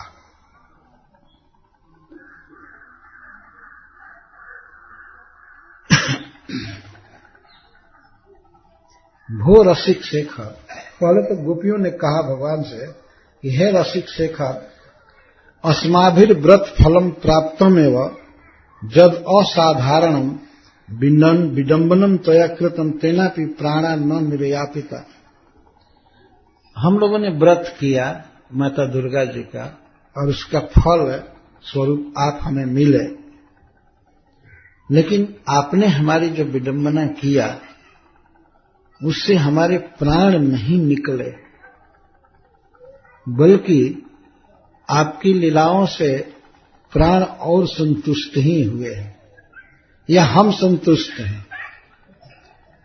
पहले तो आपने जल से हमें निकाला और अनेक चातुर्य सृष्टि से हमारे सर्वांग का निरीक्षण किया आपने, हमारे नीचे के पहनने वाले वस्त्रों को अपने स्कंध पर धारण किया,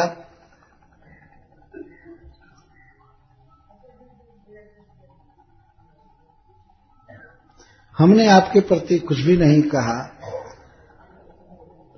फिर भी हम चाहती हैं कि आप हमसे कुछ बोलिए, हमको आश्वासन दीजिए, आप कब हमें अपने पत्नी के रूप में स्वीकार करेंगे, कब हमारे साथ रहेंगे, कब हम आपके चरण कमलों की सेवा करेंगी। पाद स्पर्श, वैसे पाद शब्द बड़े लोगों के सारे शरीर के लिए कहा जाता है, जैसे श्रीधर स्वामी को स्वामी पाद कहते हैं। प्रभुपाद का भी यही अर्थ है, प्रभु के समग्र शरीर को प्रभुपाद कहते हैं, पाद सब। बड़े लोगों के सारे शरीर को चरण से ही कहा जाता है। ये नियम है। साधुओं से अगर पूछा जाता है कि आप कहां से आए, तो ऐसे नहीं पूछा जाता है कहां से आसन आया, कहां से श्री चरण आया, ऐसे पूछते हैं। ये शिष्टाचार की भाषा है। आसन कहां से आया, साधुओं से पूछते हैं। आसन से मतलब आप। आसन कहां से आया, तो इसका मतलब ये नहीं कि आसन भेज दिया गया बिल्टी और आप बाद में आए। आप कहां से आए, परंतु उसको ऐसे कहेंगे कहां से आसन आया, कहां से श्री चरण आया। तो श्री कृष्ण के स्पर्श की कामना, मतलब सब प्रकार से उनकी सेवा की लालसा गोपीजनों को थी और संकल्प था, और इसी के लिए उन्होंने व्रत किया था। तो भगवान इसको कह रहे हैं, संकल्पो विदितः साध्यो भवति न मदर्शनम। सबसे पहले श्री कृष्ण संबोधन करें साधव्य, साधव्य, हे परम प्रेम व्यवसाय गुण रूपवत्य साध्वी। भगवान के मुख से गोप कुमारियों के लिए साध्वी शब्द निकल रहा है। हे साध्वी या हे पतिव्रता शिरोमणि, ये बहुत सुंदर शब्द निकल रहा है। हे साध्वी, हे सदाचार शीला, भवती न मदर्शनम संकल्प मया विदित। आप लोगों के द्वारा अर्थात मदीय सुखोत्पादक मद विषयक आराधना में मुझे सुखी करने के लिए जो तुम लोगों ने संकल्प किया है, यहां आप देखिए ध्यान से, मद अर्चनम। मद अर्चनम संकल्प का विशेषण। मद अर्चनम संकल्प, मुझको प्रसन्न करने वाला, मुझको सुखी करने वाला जो तुम लोगों ने व्रत किया, संकल्प किया, मनोरथ किया, मया सह मया विदित, मैं इसको जान गया हूं।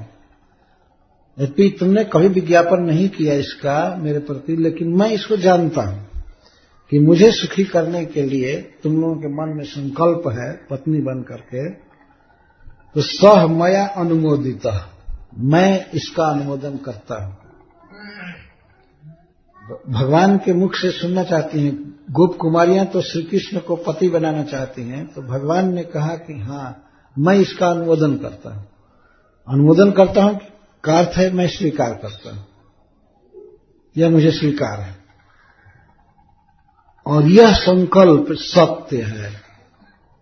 सत्य है, सत्य क्या है अर्थ है, सदा अव्यभिचारी एवं, यह सदा सत्य है, तीनों काल में सत्य है, और यह हो करके रहेगा। भवितुम अर्हति, सत्यम भवतिम अर्हति का यह अर्थ नहीं कि सत्य हो करके रहेगा, यह सदा सत्य है। तुम मेरी प्रिया हो, हम तुम्हारे प्रियतम हैं, यह तीनों काल में अबाधित सत्य है, और यह हो करके रहेगा। अर्हति एवं, ये होने योग्य है लेकिन होगा नहीं। ये भगवान ये एक बात कह रहे हैं। चाहते हो जिस रूप में वे चाहते थे कि श्री कृष्ण विख्यात हो कि ये इनके पति हैं, तो इस रूप में श्री कृष्ण विख्यात नहीं होंगे। तुम हमारी प्रिया हो और हम तुम्हारे प्रियतम हैं, यह बात तो सत्य है तीनों काल में। और विवाह का संबंध चाहती हो, ये होने योग्य है लेकिन होगा नहीं। अर्थात परकीय भाव से भगवान बोल रहे हैं। इसी के लिए वे आए हैं अपनी नित्य प्रियाओं को लेकर के। समाज में ये प्रचार होगा कि ये गोपियां दूसरे की पत्नियां हैं, परंतु इन्होंने सारा धर्म लोक लाज सब कुछ छोड़ करके श्री कृष्ण से प्रेम किया है। इसी को इस लोक में, जिसको परकीय भाव कहते हैं और रागानुगा भक्ति, इसके प्रचार के लिए भगवान आए थे, अपने तरफ आकर्षित करने के लिए इस भाव के भक्तों को। तो वही कह रहे हैं कि ये इसका मैं अनुमोदन करता हूं। हमको सुखी करने वाला जो संकल्प तुम लोगों ने किया है, मुझे प्रियतम के रूप में स्वीकार करके सब तरह से मेरी सेवा का जो तुम्हारा संकल्प है यह सत्य है, अरे हो करके रहेगा।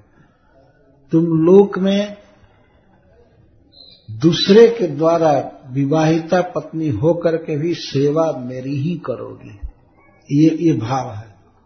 मुझे ही सुखी करोगे, मुझको सुखी करने वाला तुमने जो ये संकल्प किया है यह पितृकाल में सत्य है और ये होगा। भवितुम अर्हति जुज्यत है, वो बिल्कुल युक्त है। भो साधव्य भवती नाम मद अर्चनम एवं संकल्प मनोरथ सच। तुम्हारा संकल्प क्या है? मदर्शन, मुझको सुखी करना। इस संसार में देखिए एक से एक साधक हैं, बड़े बड़े भक्त हैं, लेकिन उनके मन में संकल्प कृष्ण सेवा ही हो ऐसा है नहीं। बहुत कम लोगों के मन में है कुछ न कुछ, ये हमको चाहिए, ये करना है, वो करना है, ये करना है, वो करना है। लेकिन श्री गोप कुमारियों के जीवन में क्या संकल्प था कि सर्वस्व त्याग करके कृष्ण के पास रहें और कृष्ण की सेवा करें, उन्हें चामर डुलावें, चरण संवाहन करें, उन्हें नृत्य दिखा करके, उनके साथ मान करके, या जैसे तैसे उनको सुखी करना है। श्री गोपियां अपने देह का श्रृंगार इसलिए करती थीं कि श्री कृष्ण देख करके सुखी हों। उनका शरीर, उनका मन, उनका प्राण, उनका धन, उनका सब कुछ केवल कृष्ण के लिए था। तो भगवान उसका कह रहे हैं कि हम अनुमोदन करते हैं, हमें बहुत खुशी है और हम प्रसन्न हैं कि तुमने हमारे लिए ऐसा संकल्प किया है, और संकल्प ही नहीं किया है बल्कि व्रत भी किया है। माता दुर्गा जी का जो व्रत तुम लोगों ने किया है वास्तव में मदर्शन, वो मेरी ही पूजा है, यह भी एक प्रकार से उन्होंने कह दिया। क्योंकि जिसमें मन लगा था, जिसका कीर्तन गा रही थी, उसी की वो पूजा हुई। उनको विश्वास था कि मां दुर्गा ऐसा करने से हमें वरदान देंगी और कृष्ण हमें पति रूप में मिलेंगे। तो पूजा के समय में वो केवल कृष्ण का ही चिंतन कर रहे थे और कृष्ण का गुणगान कर रहे थे। अतः माता दुर्गा की पूजा भी अंततः कृष्ण पूजा में प्रतिफलित हुई। भगवान स्वयं कर मदर्शनम, मेरी अर्चना, अथवा मदर्शनम संकल्प का अर्थ मुझे सुखी करने वाला संकल्प तुम लोगों ने किया जब से, मया विदित और मया स असौ अनुमोदित, और मैं उसका अनुमोदन करता हूं। यह परम उत्तम संकल्प है। और साध्वी करें कि तुम रूप गुण आदि से पूर्ण साधु हो, साध्वी हो, और मद अपेक्षा एवेति भाव। और ऐसी साध्वी, ऐसी सुंदरी, रूप गुण से संपन्न मेरे द्वारा तुम अपेक्षा हो, मैं तुम्हारी अपेक्षा करता हूं, मैं तुम्हें अपनी प्रिय मानता हूं। संकल्पों में वह मम अर्चनम पत्नी त्वेन भक्त्या सेवनम, पत्नी बन करके मेरी सेवा करने का संकल्प जो तुम्हारा है, तद्रूप सत्य सुसिद्ध फलम, वो सुसिद्ध फल है, सत्य है। भो साधव्य भवती नाम मदर्चनम मदीय सुखोत्पादक मद विषयक आराधनम एवं संकल्पो मनोरथ सच लज्जा जुष्माभिर कथितोपि मया विदित।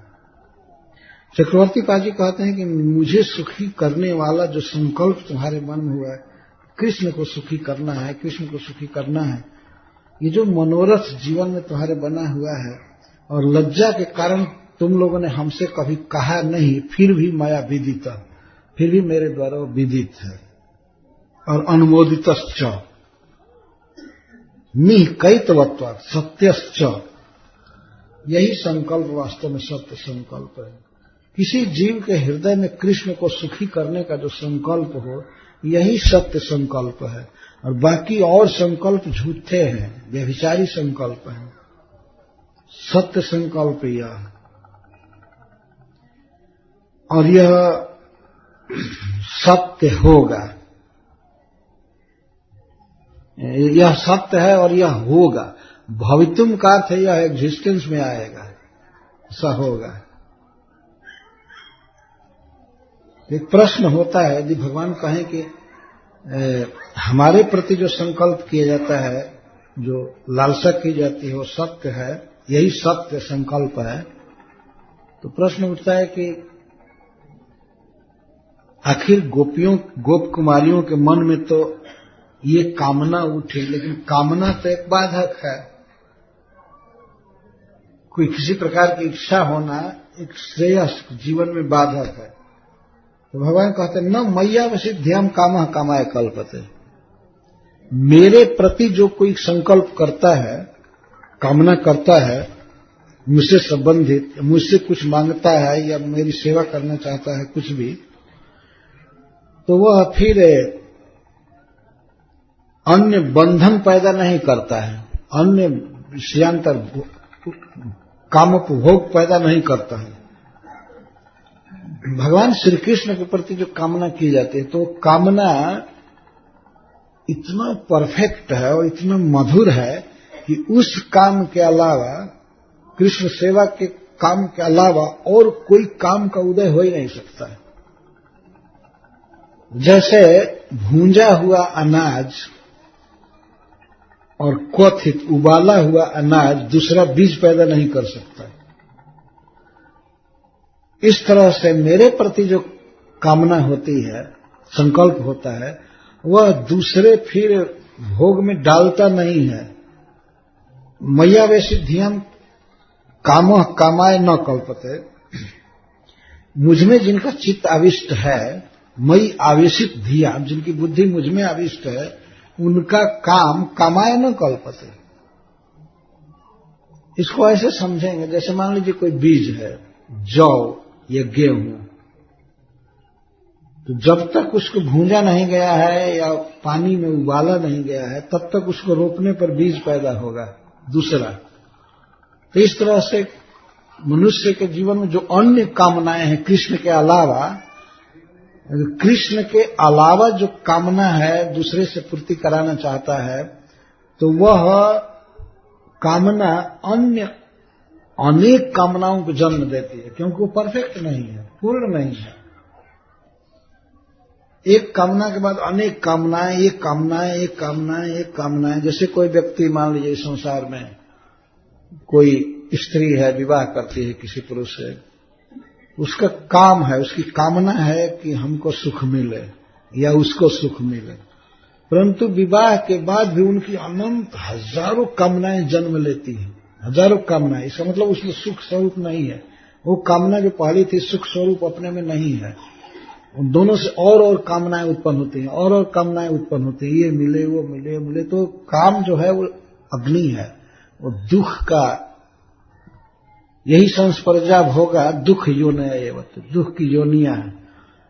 लेकिन भगवान कहते हैं मेरे प्रति जो काम है वो दुख उत्पन्न नहीं करता है। वो अपने आप में वस्तु सद्गुण से, मैं चूंकि चिन्मय हूं और जीव का अपना प्रिय हूं, मेरे प्रति जो काम किया जाता है, लालसा की जाती है, कामना की जाती है, तो अपने आप में परमानंद स्वरूप, सुख स्वरूप है। इसलिए अन्य कामना का उदय नहीं होता है। भक्त पूर्ण संतुष्ट हो जाता है मुझसे। जैसे मान लीजिए कोई गेहूं का दाना है, उसको भूंजा गया, भूंज दिया गया, और भूंज करके फिर क्वथिता, उसे भूंज करके और फिर गुड़ में या चीनी में उसको पकाया जाए, तो अपने आप में इतना वो मधुर होगा। घी में भूंज करके और फिर पकाया जाए, रस में, गुड़ में मधु आदि डाल करके, तो अगर पकाया जाए तो अपने आप में इतना मीठा होगा कि उसके अलावा वो जो बीज है गेहूं का, वो अन्य बीज पैदा नहीं कर पाएगा। अब आप समझ रहे हैं इस बात को। भगवान कह रहे हैं कि अगर उस बीज को जो भूंज दिया गया, भूंज दिया और फ्राई किया गया घी में, और फिर पागा गया शीरा में, तो इतना मधुर होगा कि उसके अलावा उससे ये कामना नहीं होगी कि इसको बो करके दूसरा गेहूं प्राप्त करें। नहीं, भगवान श्री कृष्ण इतना आनंदमय है, इतना सुखमय चिन्मय है कि उनके प्रति जो काम होता है, जो इच्छा होती है, तो दूसरे काम को जन्म नहीं दे पाती है। न मय्यावेशिधियम कामः कामाय कल्पते भर्जिता कथिता धना प्रायो बीजाय निश्यते या नेशते, समर्थ नहीं होता है। तो श्री कृष्ण के प्रति तो कामना करके देखना चाहिए। कोई व्यक्ति अगर कृष्ण से कामना करता है, यहां तक गोप कुमारियों में से किसी को ये कामना थी कि श्री कृष्ण से हमें सुख मिले, वो ऋषि स्वरूप है। यहां पर नहीं, ये जो चीर हरण हुआ है इसमें नहीं, लेकिन कुछ ऋषि लोग बने थे गोपी, तो उनके भीतर एक कामना थी, श्री कृष्ण के सौंदर्य पर वे लुब्ध थे कि श्री कृष्ण हमें प्रिय के रूप में मिले, प्रियतम के रूप में मिले, और श्री कृष्ण का हम स्पर्श करें, श्री कृष्ण से हमें सेटिस्फैक्शन प्राप्त हो, जिसको कहेंगे कृष्ण विषय काम। परंतु यह काम भी अन्य काम को जन्म नहीं दे सकता है। कृष्ण के प्रति जो कामना होती है, तो कामना विचार काल में भी, सोचने के समय में भी इतना वो आनंदमय है वस्तु सद्गुण से, कृष्ण के कारण कामना भी आनंद देती है, और काम की जो पूर्ति है तो इतना आनंद है कि अब उसके अलावा अन्य कोई कामना उत्पन्न नहीं हो सकती। भगवान ये कह रहे हैं, इसलिए मेरे प्रति किसी भी प्रकार से जुड़ना चाहिए। जेन केन प्रकार मनः कृष्ण निवेशे। नारद जी राष्ट्रीय सभा में कहते हैं कि जेन केन प्रकार जैसे भी हो कृष्ण में मन को लगाना चाहिए। जैसे भी, कोई लोग द्वेष से कृष्ण में मन लगा दिए, जैसे चैद्य आदि राजा, शिशुपाल आदि राजा, ये लोग कृष्ण से द्रोह करने में कृष्ण में मन लगाए रखे, लेकिन वे आनंदमय हो गए, क्योंकि कृष्ण आनंद घन है। ऐसा उदाहरण दिया गया है कि स्वाति का बूंद यदि दैव जोग से सीपी में गिरता है, समुद्र के सीपी में, तो वो मोती बन जाता है। स्वाति नक्षत्र का जल अगर सीपी में गिरे, सीपी क्या, सीपी एक जीव के रहने का स्थान माना जाता है, सीपी कहते हैं, या शंख है, सीपी है, तो उसमें अगर वो बूंद गिरता है तो मोती बन जाता है। और वह जल यदि कमल के पत्ते पर गिरता है तो कमल जैसा चमकने लगता है, रहता है जल ही लेकिन चमकता है, मोती जैसा चमकता है। और हाथी के सिर पर अगर गिरे तो गजमुक्ता बन जाता है, वही जल। और वही जल यदि तप्त लोहे पर गिरे, लाल लाल लोहे पर, तो ठंड से जल करके अपनी सत्ता भी खो देता है, कुछ नहीं रहता। तो इसको वस्तु सद्गुण कहते हैं। किस वस्तु में हमारा चित्त जा रहा है।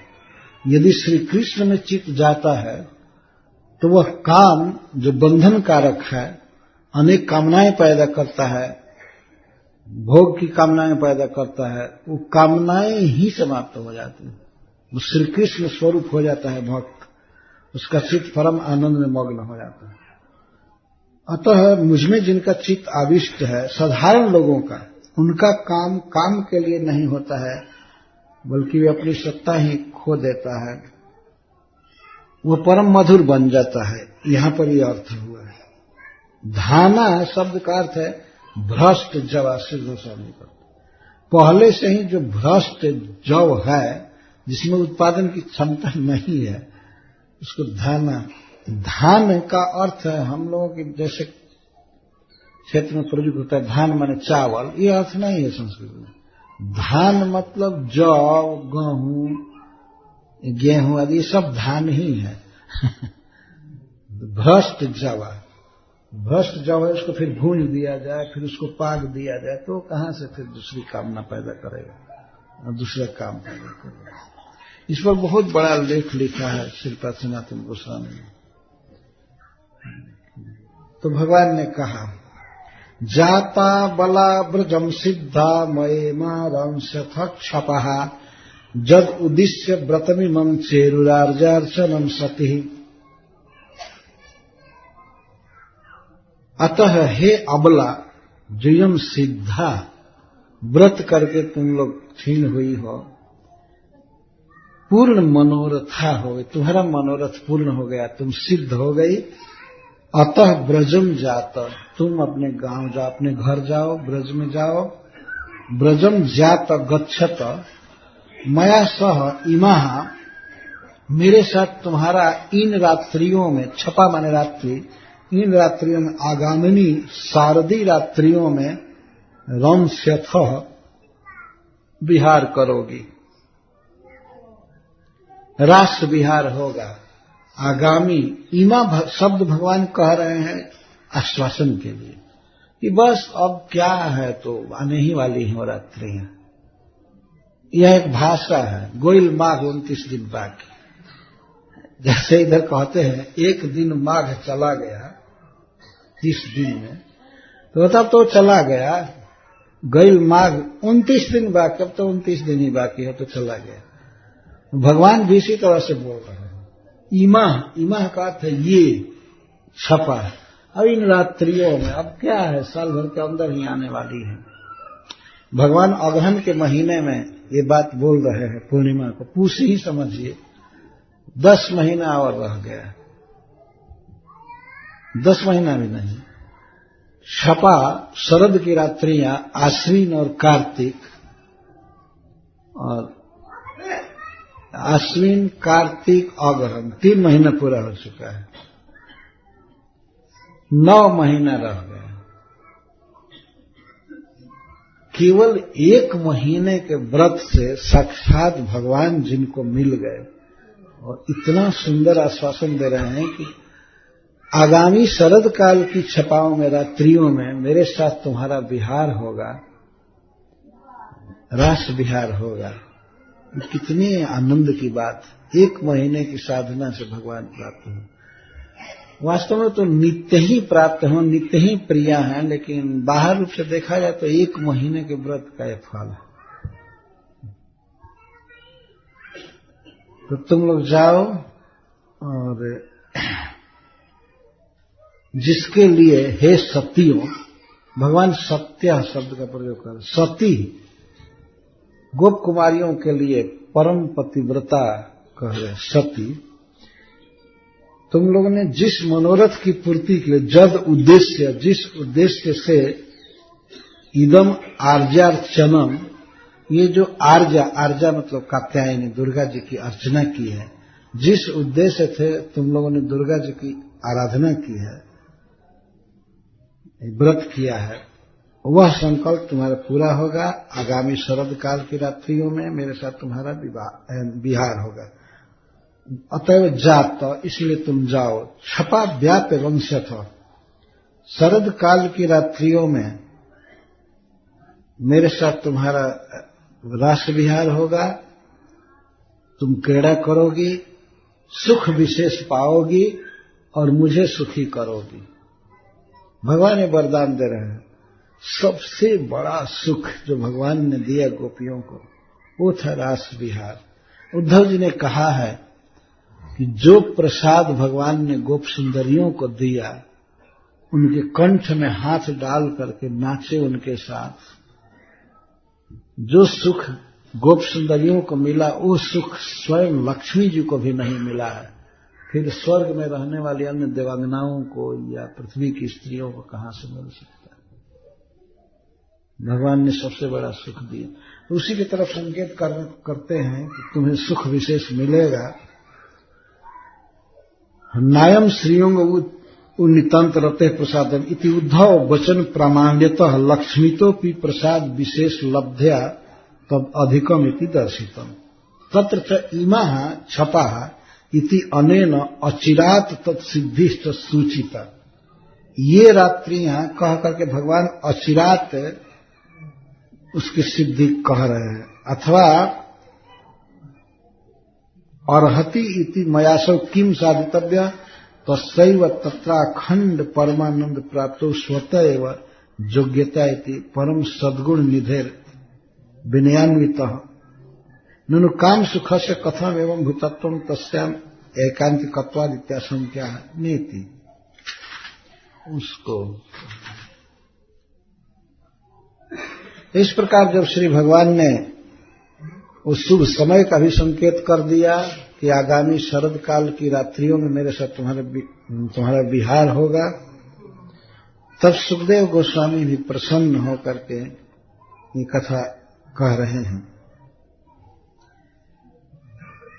इत्यादिष्टा भगवता लब्ध कामाः कुमारिकाः ध्यायन्तस्तत्पदाम्भोजं कृष्णा निर्विविशुर्व्रजम्। सुखदेव गोस्वामी कहते हैं कि भगवता श्री कृष्णेन इति आदिष्टा, जब भगवान श्री कृष्ण ने इस तरह गोपियों को संकेत दिया, आदेश दिया, तो लब्ध कामा, गोप कुमारियों का मनोरथ पूरा हो गया और वे भगवान श्री कृष्ण के चरणाम्भोज का ध्यान करती हुई बड़े कष्ट से ब्रज में गई। जमुना तट से बड़े कष्ट में ब्रज में गई। उस समय श्री कृष्ण का चरण देख कर ध्यान कर रहे थे। चूंकि श्री कृष्ण ऊपर थे कदम्ब वृक्ष पर, तो बहुत बार गोप कुमारियों को भगवान का चरण देखने का अवसर मिलता था। चरण चिन्ह नीचे थे।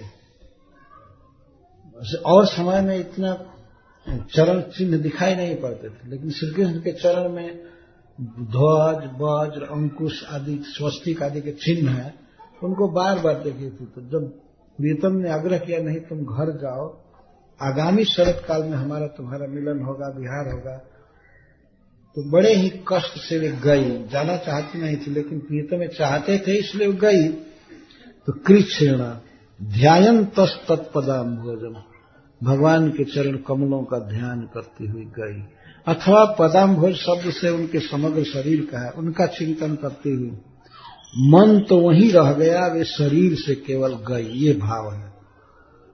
मन कृष्ण में ही था और शरीर से वे ब्रज में गई।